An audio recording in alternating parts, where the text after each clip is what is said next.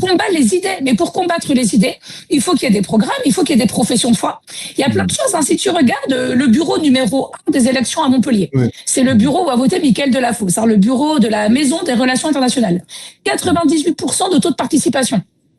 Déjà, c'est assez extraordinaire. Tu vois, on a un taux de participation à 50, il est à 98. Mais là, ça s'appelle un plébiscite, ma chère Bérangère. Ça s'appelle un plébiscite dans ce bureau-là. Il y a un plébiscite. Mais ce bureau-là, tu vois, ce bureau-là du maire, d'un coup, a un taux de participation. C'est très. J'ai les chiffres sous les yeux. Tu as 955 inscrits, tu as eu 943 émargements. Donc déjà, tu vois, c'est assez extraordinaire. Tu sais combien de bulletins on a retrouvés quand tu es à la préfecture 499.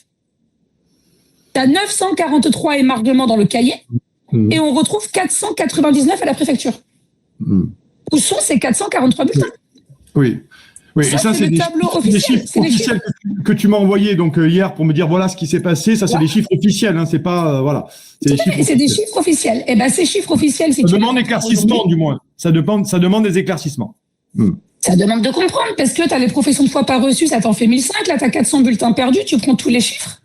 Je ne dis pas que Mickaël Delafosse n'arrive pas en tête. Il a vu son score, il arrivera en tête. En revanche, je pense que le second tour, on se fait un petit peu voler le second tour.